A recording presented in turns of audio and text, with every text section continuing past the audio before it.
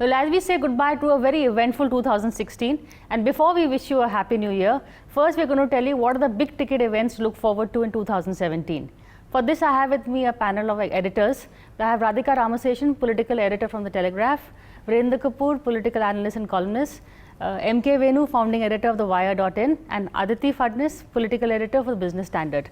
Radhika, what are the big ticket events really to look forward to? Let's begin with the elections, I think. Yeah, of course you have the elections, the 5 elections in the beginning of the year, and the year is going to end with Gujarat. So politically momentous year definitely for the BJP, for Mr. Modi himself, since he's staked everything in UP and probably will do the same in Gujarat, which went through a leadership change. So we have to see if that makes any difference, because the BJP has been through very trying times in Gujarat, and we just have to see if it's been able to kind of straighten out things and repair its own fortunes. Then we have the GST. There are 3 days to go to the winter session, because Monday and Tuesday are holidays. So I don't know if the government can bring the enabling bills to sort of roll out GST. First, let's talk about the elections. Yeah. No, I think Radhika forgot the presidential election and the vice presidential election, and also the jury is still out on demonetization, and its impact you will see in UP elections more so than. Plus the fate of AAP, which is making a strong bid for power in Punjab and Goa, and whether it, its balloon is deflated finally in Punjab, which I'm told it will be. But more than that, it's a very crucial year for the central government. If they don't win in UP, there'll be a great setback. And don't forget Tamil Nadu. Tamil Nadu, all said and done after Jayalalitha, is now dependent on the central government. And I think the central government will feel bolstered by what has happened now, because there is a split there, coming split. Right. So to that extent, it's a plus for Modi. But UP and Gujarat, 2 big ticket events for the PM personally. He has something at stake at both rather than any other states, Gujarat and Uttar Pradesh. Yeah, in a sense, I would say Gujarat is more critical for Prime Minister Modi. Symbolic. From that perspective. UP more political. UP more political, Gujarat more symbolic. Yeah, symbolic as well as in terms of if they lose Gujarat. See, in UP, there is a multi-corner fight. Various surveys show Mayawati, BJP, SP, number 1, number 3, neck and neck in there. So there's no great expectation in UP, but politically very important. But Gujarat, if they lose Gujarat, there could be a psychological kind of turn, So in my view, much more than in UP. Although political UP is much more important. Would you agree with what Venu said? Yeah, but the question is, are they going to lose Gujarat, and is it going to be such a disappointing performance for them in UP that they're not going to be in the reckoning? These are the 2 questions. So if they don't win UP but still come number 2, is that good for the BJP's morale? You think he can sail with it? Well, it won't be the best case scenario, but certainly it will be a scenario. Right. But if they are number 3, which is where people are putting them at this point, then the fight for UP has been lost between the Bahujan Samaj Party and the Samajwadi Party.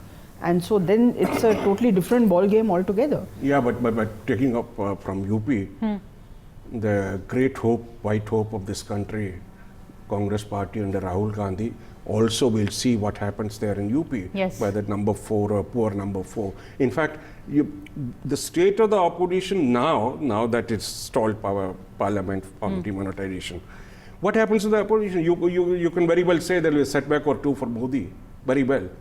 But is there anybody clear leader on the opposition benches? There are none. Yeah. They haven't got their act together, and I don't see them doing that.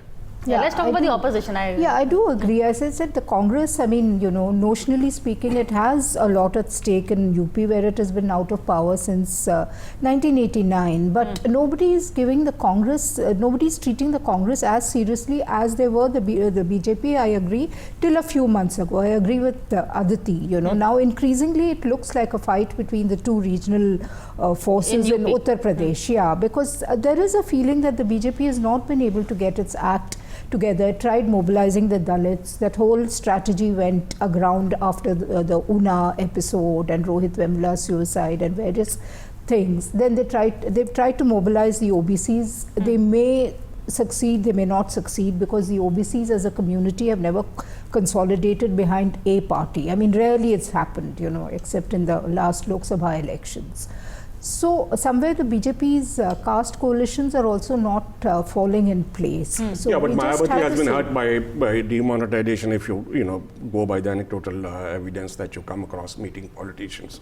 I mean, more than any other politician in UP, it's Mayawati who's taken a big hit on... And not the Samajwadi? Not that to that extent.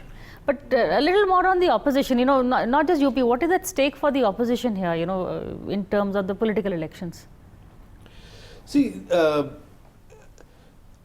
in Punjab, Yes. as Virendra said, And- the Congress and AAP are it's almost sort of, it's a foregone, they'll do well. The Congress will do well. Congress will do according- probably better than AAP. That's the... No, up might end up a very poor third. Yeah. So, As of now. Yeah. So in that sense, it will be a boost for Congress if they do well in Punjab. I have a feeling that Congress, given their limited resources, both in terms of political minds and other resources. Wanted to see where you went with that statement. So I think they will concentrate more in Gujarat, because the ground in Gujarat, given various Patel agitation continuing and the Dalits being a bit, they if they organize themselves well, they have some chance. But the way they are going at the moment, I think BJP could probably pull it off. In Gujarat? In Gujarat, definitely they'll pull it off. Given Congress's organization at this moment, so I don't see them doing well. This election, frankly, UP is important, and conventional wisdom has it that it's going to decide everything in the next 2.5 years. But I am going to be watching the Punjab election much more closely, because number one, it is the first tried and tested assembly election outside Delhi that AAP is fighting. If AAP manages to get even 15% of the vote, and most of it is going to likely to be the Congress vote, then there's a possibility that the Akali Dal may still make a comeback.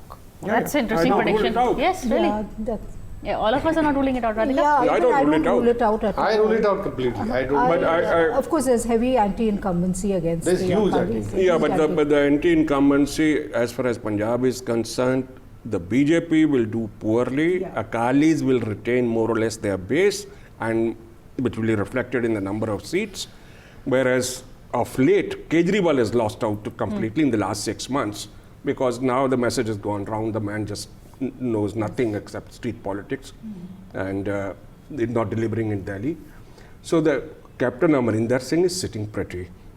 Unless the central high command here again plays foul, Bajwa and all, the factional always now. Congress knows how to trip itself exactly. the best. Yeah. But Uttarakhand would be the other interesting Uttarakhand is a- state but because not- it's a not so- but bipolar. there's a straight fight. Yeah, Mm. so you will really see whether Yeah. the Congress is able to kind of... Rest one I state just from want to the return BJP. because you mentioned Hardik Patel. The point is that nobody is sensible because this is identity-driven politics. Initially, Nitish Kumar and Lalu Yadav, they were very happy that, Hardik Patel. But when they realize what he wants, how can they go anywhere near him? He wants to attack Kabir. I read a recent report that the well-off Patels are still with BJP, but the youths are a bit... True, but can you are losing. consider conceding But his why- demand? What does he want? He wants to reopen the entire reservation business. No, but more than Hardik Patel, Aditi, you agreed with Virendra saying BJP won't do well in Punjab, but Akalis will. Can you explain that statement? The problem seems to be that the BJP has taken a very strong view on the so-called lax position that the Akalis have taken about the prisoners who are in jail. And the Akali Dal is compelled to believe that they are political prisoners, and that laws don't apply to them, as the sedition laws and other laws do not apply to them. They are political prisoners, they should be treated as such. Whereas the BJP believes that you should go after them with as strong an arm of law as you can. Now, I am not saying one position is correct or the other is correct. I am not saying that. But the point is there is a split. And Akalis, the vote that Akalis used to transfer to the BJP, I mean, we've seen this openly, whatever the senior Akali Dal leaders led by Prakash Singh Badal may say about the BJP, at the middle and lower level, there is serious dissonance between the objectives of the BJP and the objectives of the Akali Dal. Let me supplement that with one sentence. The average BJP voter, and which is again an urban-centric party in towns, small towns and big towns in Punjab, he resents the fact that once they vote BJP to power, it's only the Akali constituencies, they don't have much say in running of the administration to the extent that their areas are neglected, no development, whereas development takes place in areas which are from Can I make a point in regard to Tamil Nadu? Okay, yes. You know, Tamil Nadu is very tricky. If it is true, what Virendra said, it's true that BJP feels close to Paneer Selvan.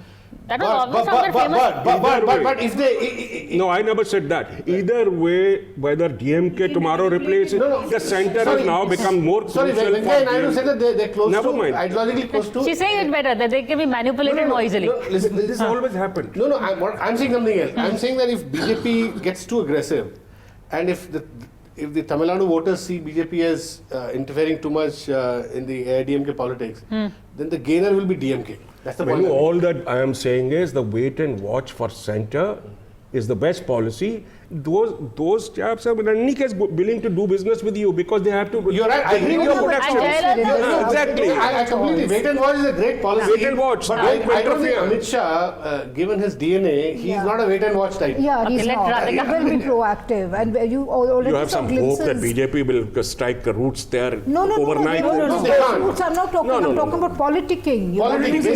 Politicking.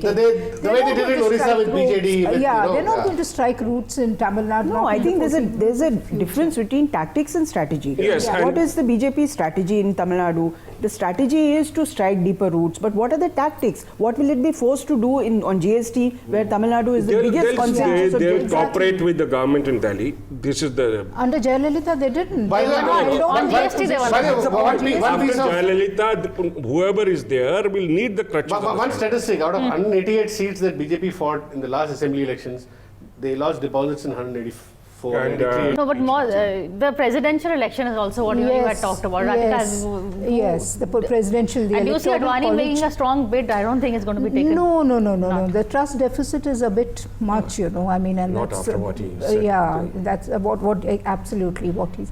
What he said recently in the buzz in the Parliament. BJP is that it will be somebody you people would not even have thought about. It won't even be distantly on your radar. The other thing they said that he will probably be a slightly youngish person. I mean, not in the age group of but Advani this much we can and say. Joshi ji. Much we can say that there will be an election.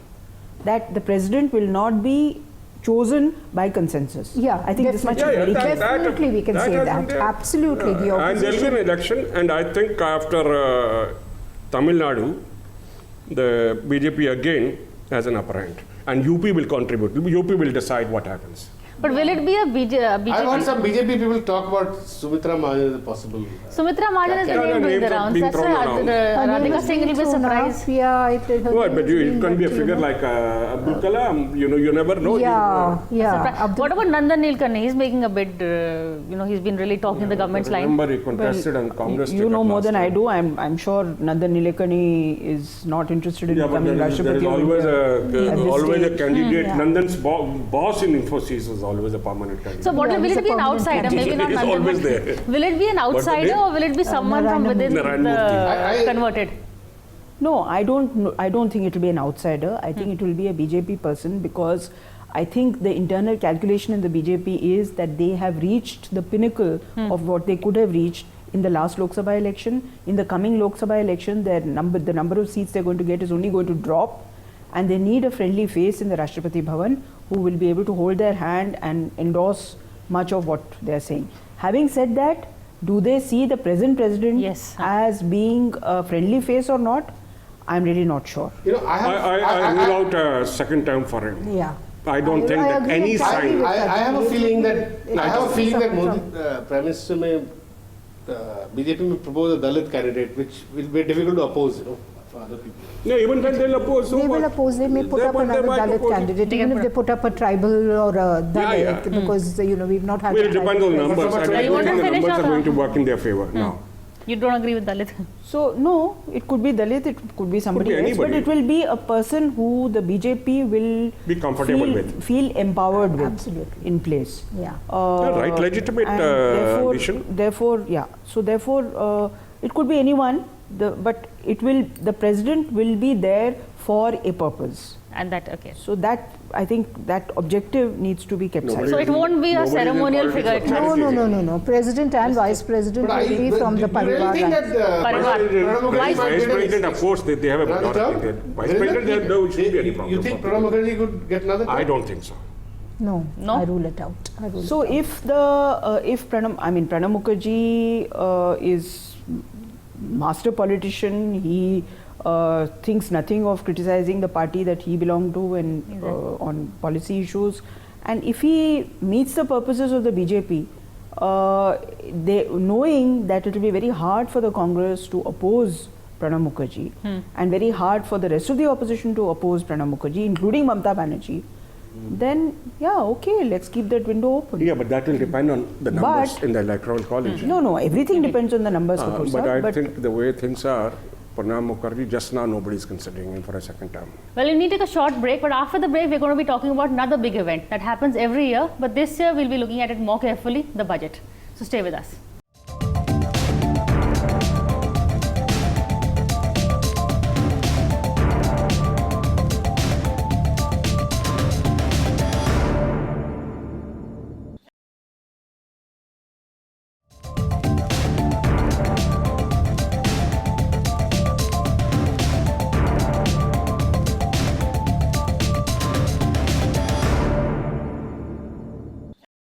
Welcome back to the NewsX Sunday Guardian Roundtable. We are here to discuss the big ticket events of 2017. I have with me a panel of editors. Venu, I'm going to begin with you. What kind of a budget do we expect, especially in the, after the aftermath of demonetization? Yeah, so I expect the budget to be very clearly a kind of antidote to all the pain that that people have felt, and everybody is now saying there's so much pain and the gains are not so visible. So if Prime Minister Modi is really committed to doing the next 2-3 phases of the attack on black money, like attacking real estate, gold, so the budget will have to reflect the central theme, which in some sense already begun with the finance minister giving a slew of service tax concessions which he announced the day before yesterday. So and the GST, Jaitley has said that GST has to happen, from April, and so the budget will give a huge welfare package to reduce the pain that people have felt, and a lot of GST preparation will also be seen in the budget. So that is something that You're expecting. That is something which everybody would expect. Yeah. Okay. Virendra? To begin with, it will be an extraordinary budget. You know why? It will be presented on 1st instead of 28th. Yeah. So that's breaking the tradition. Anyway, but jokes apart, I do think that the middle class core BJP constituency will be the focus, one of the main focuses of this budget, because that constituency now feels that nothing has been done for it. Middle class, the salaried class, because the class that is getting hurt by demonetization that you see, that doesn't really get any benefit from budget directly. But the middle class, a little reduction in the the income tax or the raising of the exemption limit is beneficial. Plus, as they have to match in the GST and other things. But the budget should be something which corporate sectors, in fact, the minister is committed to lowering of the corporate rate. Aditi will know better, 25% eventually. 25%. But by withdrawing, what are the write-offs? What are the exemptions that are given? Mainly depreciation. But you haven't done that. I think that's a major reform also. Okay. Radhika? Yeah, I think he'll take the welfare schemes forward several times, pump a lot of money in keeping Especially with housing for poor itself. housing for poor, exactly. So in keeping with Modi's rich versus poor, then as Virendra ji said about the middle class, the salaried class, then the small and medium enterprises. I mean, Modi had always identified that as a big sector of concern. So, I mean, these are some of the areas in which They're suffering today. they're all suffering today. Job losses, no manufacturing, and so on. So these are the places where he will try and make small good and medium the industries. Can I, losses. Focus. Sorry. No, I just want to add something. I have heard there is a think tank called Arth Kranti, Yes. Yeah. which has Pune based. San Parivar's general kind of blessings. They had proposed a two-step economic revolution. The first step was demonetization. Nobody's taking them seriously. No mainstream economy. The second step they had proposed was a 2% bank transaction tax to replace all other taxes. I hope this government doesn't. That gentleman now is withdrawn. He says, I had nothing to do with this demonetization. That The guy Pune was based. Yeah, Pune fellow. And this Subrahmanya Swamy has been saying, Do away with with income tax. I don't think that's something I that have they'll- information that it was studied by Narendra Modi when he was CM of Gujarat, and he Might have called been, a but consultant. He called a World Bank consultant. Well, you can who forget about it. gave an You assessment, can- and he has written for the wire. You can forget. I don't think there's any country which doesn't have income tax. Okay. Aditi, I like to be corrected. we would all like to be You're correct on that. absolutely right. I hope they don't do something Yeah. as unorthodox as 85% demonetization. Well, my concerns are very practical. We are going to see, not just as Kapoor Sahab said, not just a budget that is early by almost one month, but also a budget that will see the railway budget and the general budget being merged. Correct. It will see possible impact of anticipatory impact of GST. It will see other big ideas that Demonetization impact also. the government is no doubt going to roll out. Given all this, we who are supposed to analyze the budget will be jolted out of our comfort zone into analyzing a whole new set of numbers, including the ones factored in by the changed way in which India's GDP is measured. So frankly, this budget is going to be an extremely challenging task, and analysis of the budget is going to be very difficult. That leads us to the next issue about if the analysis is going to be difficult, then how much do you rely on the actual numbers in the budget? How can you reach a conclusion about them unless you have the knowledge of the way those numbers were collected? One challenge. The chairman of the empowered group of state finance ministers, Amit Mitra, has said that the disruption that demonetization has created in the medium term, 6 months term, will make it very difficult for another disruptive. GST is disruptive. It is positive but disruptive. One disruptive or another disruptive. So can we wait? So these kind of thoughts are also. No, but you already. That will be challenge. Jaitley will have to. But the to minister these guys. has already said they're thinking from September rather than from 1st April. Yeah, And secondly, when say don't September, it can forget become- that finance minister of West Bengal has to toe the line of the chief minister. So some of So it there must are be discounted. Politics over economics over here. But that's it from us. Now that we've told you what all to look forward to, we can wish you a very happy new year and see more of you this year. From us, that's all this week. Thank you. We'll see you again same time next week.